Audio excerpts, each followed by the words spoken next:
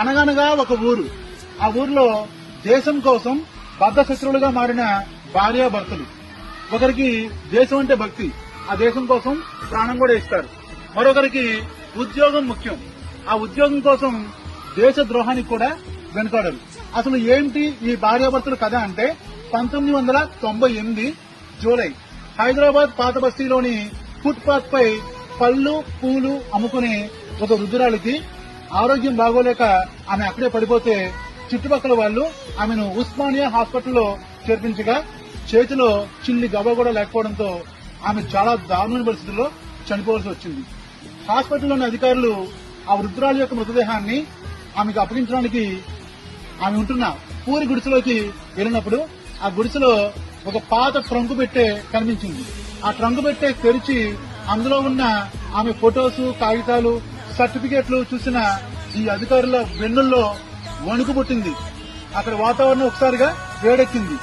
దేశం మొత్తం కూడా ఆమెకు సెల్యూట్ చేసింది. ఆమె ఎవరు అంటే స్వయంగా ఆజాద్ హింద్ ఫౌజ్ దళపతి నేతాజీ సుభాష్ చంద్రబోస్ యొక్క రక్షణ బాధ్యతల్ని అప్పగించిన, దేశం కోసం తాను నమ్ముకున్న సిద్ధాంతం కోసం బ్రిటిష్ వారికి అమ్ముడుపోయి దేశానికి ద్రోహం చేయాలనుకున్న తన భర్తను సైతం కత్తితో పొడిచి చంపేసిన ఉత్తరప్రదేశ్ చెందిన మహావీర్ లక్ష్మీదేవుల యొక్క మొదటి సంతానం, మన దేశ మొదటి మహిళా గూఢాచారి, first woman spy in India, Neera Arya. నీరా ఆర్య 8 ఏళ్ల వయసులో అమ్మానాన్నను కోల్పోయింది.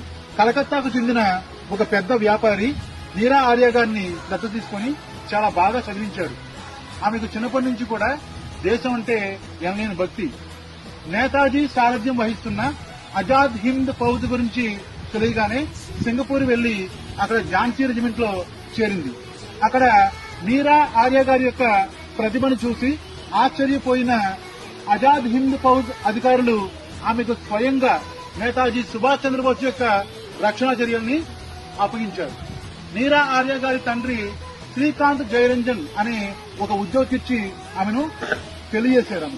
అయితే ఇతను ఉద్యోగి అని మాత్రమే తెలుసు నీరా ఆర్యకు, కానీ అసలు విషయం తర్వాత తెలిసింది. తన భర్త శ్రీకాంత్ జయరంజన్ బ్రిటిష్ విభాగంలోని సిఐడి అధికారిని, నేతాజీని చంపడమే తన యొక్క లక్ష్యమని తెలుసుకున్న నీరా ఆర్య నివ్వెరపోయింది. ఒకరోజు నీరా ఆర్యను అనుసరించిన తన భర్త శ్రీకాంత్ జయరంజన్ దొంగచాటుగా బోస్ పై కాల్పులు జరుపుతుండగా నీరా ఆర్య అడ్డురావడంతో డ్రైవర్ కు ఆ బుల్లెట్ తగిలి అక్కడే పడిపోతాడు. మరొకసారి బోస్ పై కాల్పులు జరుపుతుండగా నీరా ఆర్య తన వద్ద ఉన్న కత్తితో భర్తను పొడిచి చంపేస్తుంది. తరువాత ఈ బ్రిటిష్ అధికారులు నీరా ఆర్యను కాలాపాని అండమాన్ జైల్లో పెట్టి నేతాజీ సుభాష్ చంద్రబోస్ ఎక్కడున్నాడో చెప్పమని చాలా చిత్రహింసలు పెట్టేసరికి ఆమె ఆ బాధ భరించలేక నేతాజీ ఎక్కడో లేడు, నా గుండెల్లో ఉన్నాడు అని చెప్పేసరికి కోపోద్రిక్తుడైన ఆ బ్రిటిష్ అధికారి, అయితే నీ గుండెల్ని చీల్చి నేతాజీని బయట తీస్తాను అని ఒక తల్లి తన బిడ్డకు పాలిచ్చే రొమ్ముని కోసేశారు. అయినా సరే ఆమె చెప్పబోయేసరికి కోపంతో పెద్ద సుత్తితోటి ఆమె నెత్తిపైన గట్టి కొట్టేసరికి ఆమె పడిపోయింది. ఆ బ్రిటిష్ అధికారి ఆమె చనిపోయిందని వెళ్లిపోయాడు. స్వాతంత్రం వచ్చిన తర్వాత ఆమె మళ్లీ తిరిగి వచ్చారు. నేరుగా ఢిల్లీకో, లక్నోకో, కలకత్తాకో వెళ్ళలేదు, హైదరాబాద్కి వచ్చారు. హైదరాబాద్ రావడానికి కారణం ఏంటంటే హైదరాబాద్ నిజాం పాలకుడు మనకు స్వాతంత్రం వచ్చిన తర్వాత నేను పాకిస్తాన్ లో కలుస్తాను, లేదంటే స్వతంత్రంగా ఉంటాను అని చెప్పి అన్నాడు.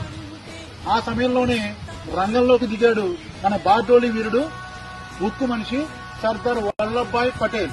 అతను 1948 సంవత్సరంలో ఆపరేషన్ పోలో అనే పోలీసు సైనిక చర్య ద్వారా హైదరాబాద్ ని మన భారతదేశంలోకి విలీనం చేయడం జరిగింది. అంటే ఆ సమయంలో కూడా నీరా ఆర్య హైదరాబాద్ లో ఇన్ఫార్మర్ గా ఉన్నారు. అక్కడ తర్వాత చార్మినార్ ఆ ఫుట్పాత్ పై పళ్ళు పూలు అమ్ముకుని వాటితో వచ్చిన డబ్బుతోటి ఆ పూరి గుడిసెలో చాలా మంది విద్యార్థులకు పాఠాలు చెప్తూ దేశభక్తిని పెంపొందించారు. ఇది మన నీరా ఆర్య గారి యొక్క కన్నీటి గాథ, కన్నీటి చరిత్ర. చరిత్రలో మిగిలిపోవాల్సిన వాళ్ళు కనుమరుగైపోయారు. జోహార్ నీరా ఆర్య, జోహార్ నీరా ఆర్య